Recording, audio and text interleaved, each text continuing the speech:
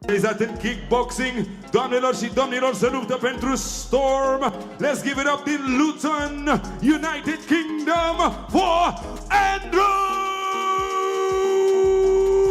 Tate! He is the one that can see John Cena, hailing from Long Beach, California, introducing Chase DeMoor!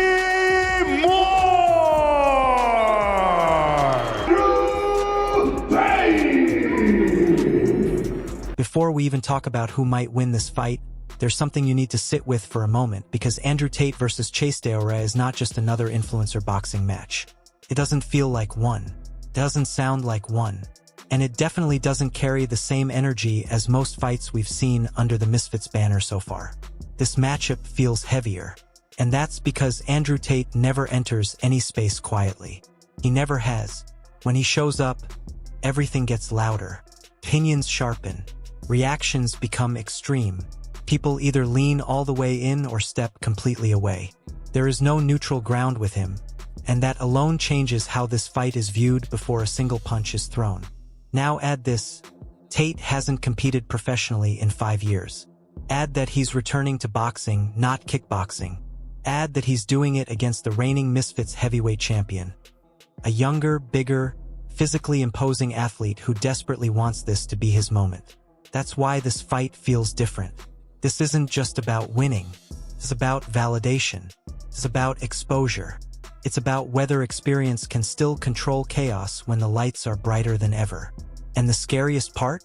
There are very real paths where this doesn't go the way people expect. To victory for both men. And to understand why, we have to start at the beginning, because this fight didn't start with the opening bell. It started the moment it was announced. When Misfits confirmed that Andrew Tate was coming back, the internet split instantly. Some people laughed it off. Others called it a cash grab. And many immediately started digging. Pulling up old kickboxing footage, past interviews, old resumes, searching for one answer to the same question. Is Andrew Tate actually dangerous, or has his image outgrown his ability? That question matters here, because Tate isn't entering this fight as a feel-good underdog. He's walking in with expectations, with critics ready to clip every mistake, with people waiting to scream exposed the second he looks uncomfortable. That kind of pressure breaks most fighters before they ever lace up their gloves.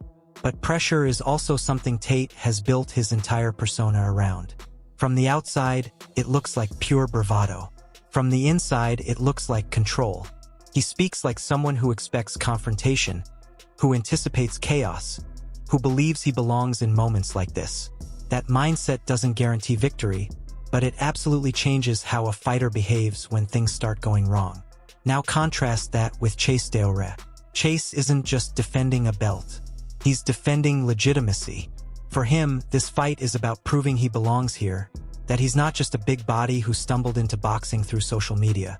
Beating Andrew Tate would instantly elevate his status, silence doubters, and turn this into a career-defining moment rather than just another title defense. Name beyond Misfits. It would completely change how people talk about him. And that's a dangerous level of motivation, because when fighters want something too badly, they tend to rush. They try to force moments instead of letting them develop. And boxing punishes impatience brutally. The build-up to this fight has only intensified that tension. Tate has controlled the narrative from the start. He's framed it as the Andrew Tate show, brushed Chase aside as irrelevant, and treated the belt as secondary to the statement he plans to make. That kind of talk does one of two things. It either unsettles an opponent, or it lights a fire under them. From everything we've seen, Chase looks lit up. He's fired back on social media. He's promised to shock the world. He's embraced the role of the hungry champion. And while confidence is essential, there's a fine line between confidence and emotional investment. The more personal this becomes, the harder it is to stay composed when things don't go your way. That's why the opening moments of this fight are going to be absolutely critical. I don't expect Andrew Tate to come out swinging wildly.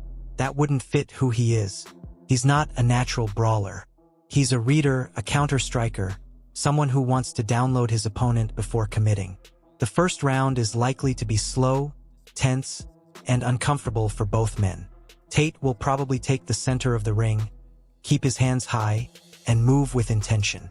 He'll jab not to hurt, but to measure distance. He'll feint to test reactions. He'll be asking questions early. Does Chase bite? Does he freeze? Does he overcommit? Chase, meanwhile, is likely to press forward with purpose. Not reckless aggression, but pressure wants to make Tate feel the size difference. He'll want to push him back. He'll want to show the judges, the crowd, and himself that this is his ring now. And this is where psychology starts to creep in. If Chase feels like he's controlling the space early, his confidence rises. If Tate feels comfortable slipping shots and staying calm, Chase begins to question his approach. These subtle emotional shifts happen long before any real damage is done, and they often determine how a fight actually unfolds. Early on, I expect Chase to throw power shots that don't quite land clean. Heavy hooks, big right hands, the kind of punches that look dangerous but miss by inches. And every miss costs energy. Every miss builds frustration. Tate, meanwhile, is likely to be economical. Short movements, minimal wasted motion. He's not there to impress in the opening minutes. He's there to survive, observe, and slowly take control. As the fight moves into the second round, that contrast should become even clearer. Chase may start pressing harder, trying to force exchanges. That's natural. When fighters don't get immediate results, they escalate. They swing harder. They commit more fully. And commitment creates openings. This is where Tate's experience becomes a real factor. He doesn't need to dominate exchanges. He just needs to disrupt Chase's rhythm. Clean jab here, a short counter there, just enough to remind Chase that he's being watched, timed, and punished for mistakes. Those moments matter more than most people realize. Because once a fighter starts hesitating, even slightly, their aggression loses its edge. They second guess. They slow down. That initial sharpness begins to fade. Conditioning becomes a factor here as well. Chase carries a lot of muscle. That kind of physique is explosive, but it burns fuel quickly under sustained pressure. If he's throwing power shots that aren't landing clean, the gas tank becomes a real question. Tate, on the other hand, has years of experience pacing himself, managing output, conserving energy, and choosing moments carefully. If this fight reaches the middle rounds, the body language will tell the real story. Chase may still be moving forward, but with less bounce and less snap on his punches. Tate may begin stepping forward more confidently, not because he's hunting a knockout, but because he senses control. This is how fights often turn. Quietly, there's no dramatic moment for the crowd to react to, just a gradual shift. One fighter growing more comfortable, the other growing more desperate. And desperation leads to wider swings, bigger commitments, and defensive lapses. If Tate is going to find success, it will be here. Short, sharp counters when Chase overcommits. Shots slipped into the gaps between Chase's punches. Not flashy combinations, efficient ones. And if Chase gets clipped cleanly, even once, everything changes. It doesn't have to be a knockdown. A single shot that snaps his head back and stiffens his legs for half a second is enough to introduce doubt. And doubt is poison in boxing. It causes hesitation. It breaks game plans. It turns disciplined fighters into emotional ones. From there, the fight could move in several directions. If Chase manages to stay composed, adjust his pressure, and avoid overcommitting, he could grind this fight into something ugly and physical. He could make Tate uncomfortable, force clinches, and turn it into a test of durability. That's Chase's path to victory. But if Chase continues to press recklessly, if he keeps throwing power shots without setup, if frustration starts dictating his choices, the door opens to a late stoppage. Not because Tate is chasing a knockout, but because exhaustion creates openings. Hands drop, footwork slows, reactions fade. And that's when clean shots begin to land more frequently. If there is a knockout in this fight, I don't expect chaos. I don't expect a brawl. I expect something controlled, a perfectly timed counter, a short combination that catches Chase stepping in. Something that looks simple, almost routine, but only works because one fighter stayed calm while the other lost patience. Of course, none of this is guaranteed. At heavyweight, fights can turn on a single mistake. One clean shot early can flip the entire script. That's the risk Tate is taking by returning this way. There's no safety net, no tune-up, no margin for error, and that's exactly what makes this fight compelling. It's not just about technique. It's about mentality. Who handles pressure better? Who adapts faster? Who stays composed when the plan starts falling apart? Outside the ring, the spectacle will be massive. Social media will erupt in real time. Clips will go viral instantly. Every round will be dissected. Every expression, every exchange, every moment of body language will be analyzed to death. And before we wrap this up, here's the key point.